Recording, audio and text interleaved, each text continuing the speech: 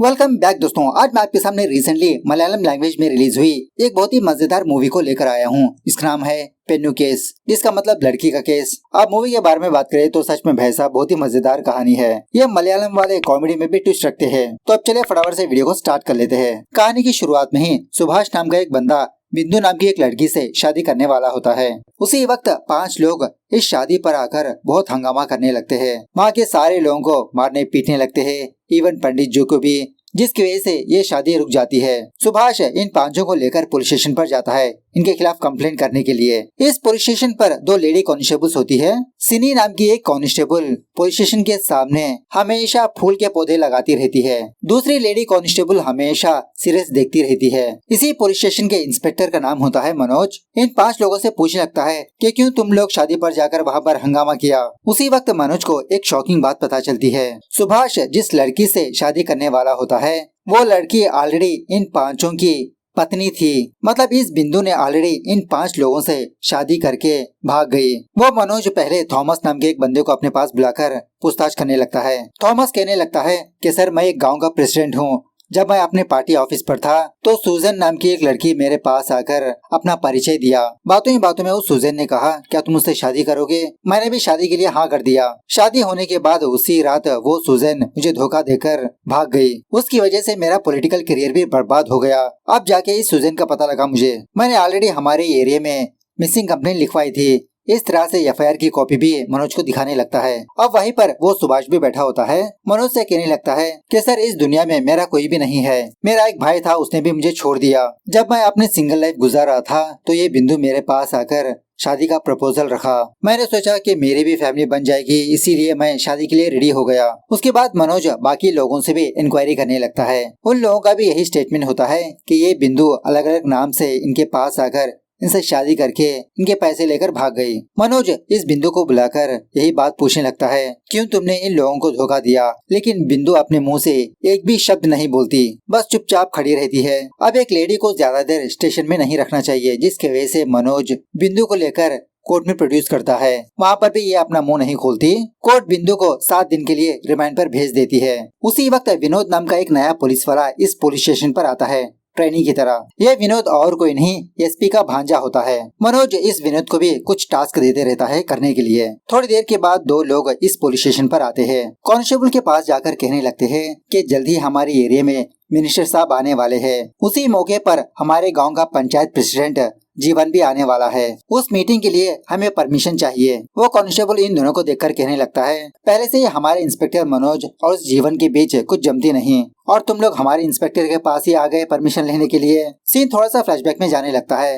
मनोज और उस जीवन के बीच क्या हुआ था वो दिखाया जाता है। एक दिन किसी जगह पर किसी पार्टी की मीटिंग चल रही होती है। वहाँ पर काफी सारे पुलिस वाले गए होते हैं सिक्योरिटी के तौर पर। उसी धक्का मुक्की में जब एक औरत नीचे गिरने वाली होती है तो मनोज इस औरत को संभालने लगता है। तभी वो जीवन मनोज को गलत समझकर इसको बहुत मारने पीटने लगता है कि यहाँ पर पॉलिटिकल पार्टी चल रही है और तुम एक लड़की के साथ रोमांस करने लगे। कोई बंदा इस चीज को रिकॉर्ड करके अपलोड करने पर यह न्यूज बहुत ही वायरल चलने लगती है। इस घटना की वजह से मनोज की शादी रुक जाती है। इसलिए मनोज उस जीवन से बहुत नफरत करते रहता है। प्रेजेंट डे पर मनोज अपने फियांस को कॉल करके शादी के बारे में बात करने लगता है। वो लड़की किसी हॉस्पिटल में एज ए डॉक्टर की तरह काम कर रही होती है। कहने लगती है कि तुमको मुझे कन्विंस नहीं करना चाहिए, मेरे पेरेंट्स को कन्विंस करना चाहिए। जब तुम मेरे पेरेंट्स को कन्विंस करोगे तभी हम दोनों की शादी हो सकती है मनोज। खास के बाद जब मनोज उन 5 लोगों से पूछताछ करने पर इसको ये बात पता चलती है कि वो 5 लोग छोटे मोटे टाउन से बिलोंग करते हैं। बाद में मनोज दोबारा इस बिंदु के पास आकर पूछताछ करने लगता है। यहीं पर इसको ये बात पता चलती है कि बिंदु का असली नाम है रोहिणी। रोहिणी से कहने लगता है कि तुमने किस तरह से उन 5 लोगों को धोखा दिया, सारे डिटेल्स मेरे पास है। अब बस हम लोगों को मोटिव चाहिए, सच सच बताओ क्यों धोखा दिया तुमने। लेकिन फिर भी रोहिणी अपना मुंह नहीं खोलती।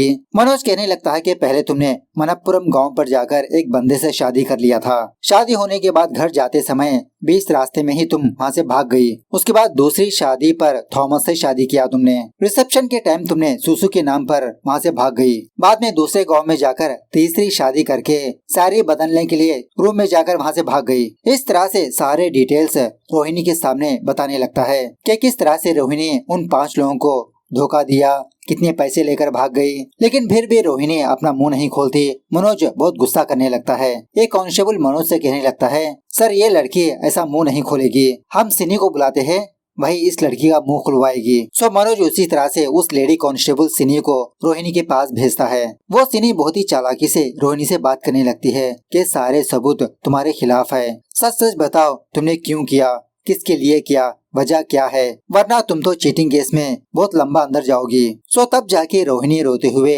इस सिनी को कुछ सच्चाइयां बताने लगती है। सीन थोड़ा सा फ्लैशबैक में जाने लगता है। रोहिणी अपनी फैमिली के साथ कर्नाटका में अपनी जिंदगी गुजार रही थी। इसका फादर जब कंस्ट्रक्शन साइट पर काम कर रहा था तो कुछ एक्सीडेंट की वजह से इसके फादर की मौत हो गई। रोहिणी अपनी माँ को लेकर दूसरे शहर पर चली जाती है। मतलब रोहिणी के फादर का फ्रेंड का बेटा अरुल इन दोनों को अपने पास बुला लेता है। इन दोनों की हालत को देखकर जिस घर में ये रहता है इन दोनों को भी उसी घर में जगह देता है। धीरे धीरे रोहिणी और अरुल एक दूसरे से प्यार भी करने लगते हैं। एक दिन रोहिणी की माँ की तबीयत बिगड़ जाने की वजह से रोहिणी की माँ को हॉस्पिटल ले जाया जाता है। डॉक्टर्स ये कहने लगते हैं कि रोहिणी की माँ को ऑपरेशन करना होगा, काफी सारे पैसे चाहिए। यह सुनने के बाद अरुल रोहिणी से कहने लगता है कि मैं अपनी बाइक को बेच दूंगा, अगर तुम्हारे पास कुछ गहने हैं तो तुम गिरवी रख सकती हो। लेकिन रोहिणी बाइक बेचने से मना करने लगती है। इसी दरमियान में रोहिणी की मुलाकात डेविड नाम के एक बंदे से होती है। इसकी एक मैट्रिमोनी कंपनी होती है। वो डेविड कहने लगता है कि इस दुनिया में काफी सारे लोग सिंगल है, मैं कुछ प्रोफाइल्स तुम्हारे लिए सेलेक्ट करूंगा, तुम उन लोगों से शादी करके उनके सारे पैसे लेकर भाग जाओ। इसमें तुमको ज्यादा प्रॉब्लम नहीं होगी, क्योंकि वो लोग शादी टूटने के बाद बाहर नहीं रखेंगे, अगर रखेंगे तो उनकी इज्जत पर ही धब्बा लगेगा। सो इसीलिए इस मामले में किसी भी तरह का रिस्क नहीं होगा, तुम चुपचाप अपना काम कर सकती हो।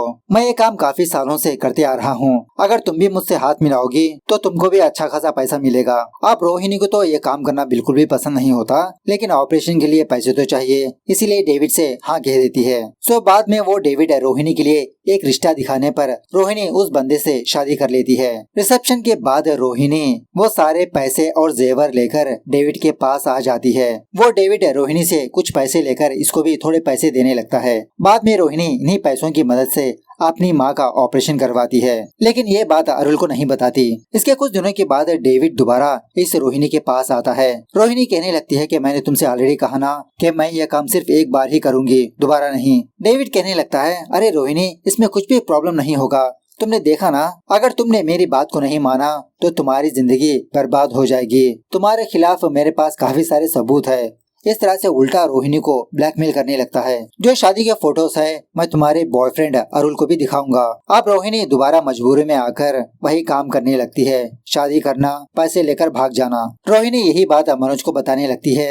एक दिन रोहिणी डेविड से तंग आकर अरुल को सच बता दिया था। वो अरुल रोहिणी से कहने लगा था कि हम इसके बारे में पुलिस वालों के पास जाकर बताकर लीगली फाइट करेंगे, तुम इस डेविड के ऑफिस पर जाकर उसके खिलाफ सबूत को इकट्ठा करो। तो रोहिणी उसी तरह से उस ऑफिस पर आकर कुछ सबूत को इकट्ठा करने लगती है, मतलब पेनड्राइव में कॉपी कर लेती है। बाद में ये दोनों पुलिस स्टेशन पर आकर उस डेविड के बारे में सब कुछ बताने लगते हैं। लेकिन शॉकिंग बात यह है कि वहाँ का पुलिस वाला उस डेविड को अच्छी तरह से जानता होता है। उल्टा रोहिणी और अरुल को डांटने लगते हैं, स्पेशली अरुल को बहुत मारने पीटने लगते हैं। जब रोहिणी बहुत ही दुखी होकर वापस अपने घर पर आती है तो डेविड और उसके आदमी वहाँ पर ऑलरेडी मौजूद होते हैं। रोहिणी और उसकी माँ को बहुत मारने पीटने लगता है, कहने लगता है कि यहाँ पर तुम मेरा कुछ भी नहीं बिगाड़ सकती। उसी वक्त इस डेविड के पास वो जीवन भी आता है। प्रेजेंट पर जीवन का नाम सुनते ही मनोज शॉक में रह जाता है। रोहिणी कहने लगती है कि सर मुझे लगता है कि इन सारे काम के पीछे वही जीवन का हाथ है, लगता है ये बहुत बड़ा रॉकेट है।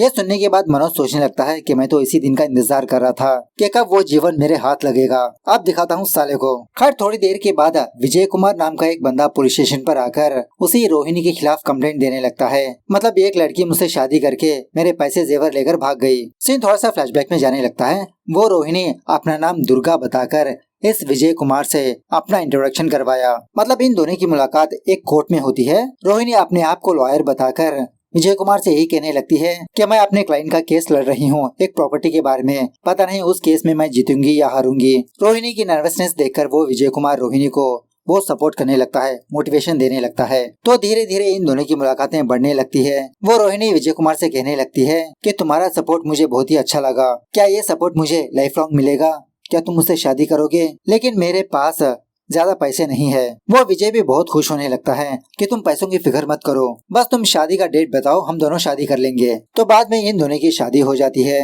फर्स्ट नाइट की रात को वो विजय रोहिणी के पास आकर कहने लगता है कि बाहर मेरे फ्रेंड्स इंतजार कर रहे हैं, वो मुझे बुला रहे हैं, तुम थोड़ा सा वेट करो, मैं अभी आया। इस तरह से वो विजय अपने फ्रेंड्स के पास जाकर अच्छे से एंजॉय करने लगता है कि काफी सालों के बाद इसकी शादी हो गई। जब वो विजय वापस रोहिणी के पास आता है तो कमरे में कोई भी मौजूद नहीं होता, सारे पैसे जेवर गायब हो चुके होते हैं। प्रेजेंट पर वो विजय कुमार मनोज से कहने लगता है कि सर, मैं मंदिर के पास पूजा की सामग्री बेचने वाला बंदा हूँ। अगर मेरी इस शादी के बारे में दूसरे लोगों को पता चलेगा तो मेरा बिजनेस खराब हो सकता है, इसलिए मैं ये बात किसी से भी शेयर ना करते हुए आपके पास आया हूँ। उसके बाद मनोज उस डेविड की फोटो इस विजय कुमार को दिखाकर पूछने लगता है, क्या तुमने इस बंदे को कहीं पर देखा था? वो विजय कुमार कहने लगता है, हाँ सर, एक दिन देखा था, जब मैं रोहिणी से मिलने के लिए कोर्ट के पास गया था। ये बंदा रोहिणी के पास कुछ झगड़ा कर रहा था। सर, मैंने जितना भी कमाया वो सब कुछ रोहिणी को दिया, प्लीज सर मेरे सारे पैसे मंगवा दीजिए ना। मनोज कहने लगता है कि ये केस अभी सॉल्व नहीं होगा, तुम फिलहाल जाओ,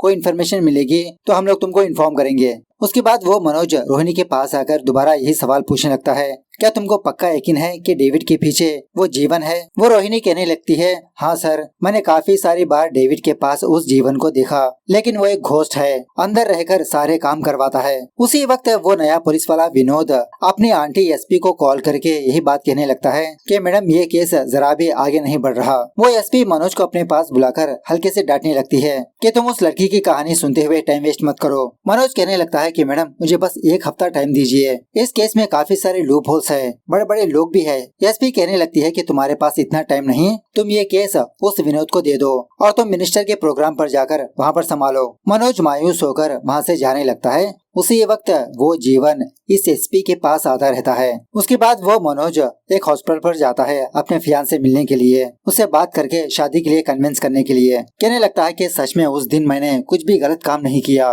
वो लड़की यही बात कहने लगती है कि ये बात मुझे पता है, लेकिन मेरे पेरेंट्स नहीं मान रहे ना, तुम प्लीज मेरे पेरेंट्स को कन्विंस करो, तभी हमारी शादी हो सकती है। उसी रात वो मनोज अपने एक कांस्टेबल के साथ दारू पीते हुए यही बात कहने लगता है कि मेरी जिंदगी ऐसा करने वाला वो जीवन है, उस जीवन को किसी न किसी केस में फंसाना होगा, लेकिन मुझे एक भी क्लू नहीं मिल रहा।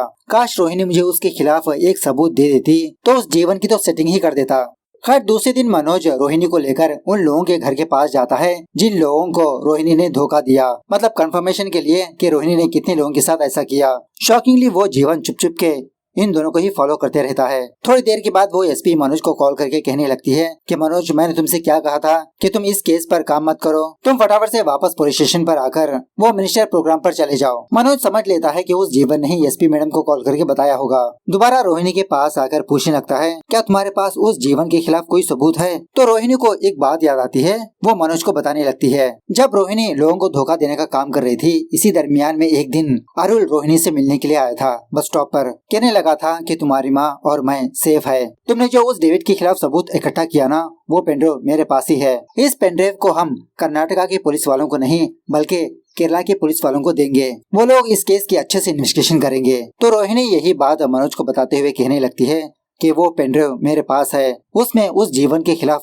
पक्का सबूत है। अगर आपके पास वो पेनड्राइव होगी तो आप बहुत ही आसानी से उस जीवन को अरेस्ट कर सकते हैं। मनोज पूछने लगता है कि अब वो पेनड्राइव कहाँ पर है। उसी वक्त मनोज को बुलावा आने पर मनोज मिनिस्टर प्रोग्राम पर चला जाता है। उसके बाद वो विनोद कुछ कांस्टेबल्स के साथ मिलकर रोहिणी के केस की इन्वेस्टिगेशन करते रहता है। इसी इन्वेस्टिगेशन के दरमियान में ये लोग एक हॉस्पिटल पर जाते हैं। वो रोहिणी बाथरूम पर जाने के बाद विनोद से कहने लगती है कि मुझे लेडीज प्रॉब्लम है, क्या आप लेडी कांस्टेबल को बुला सकते हो? तो विनोद उसी तरह से एक लेडी कांस्टेबल को लेकर वॉशरूम के पास आता है। जब विनोद और वो कांस्टेबल दरवाजा खटखटाने लगते हैं तो रोहिणी दरवाजा ओपन ही नहीं करती।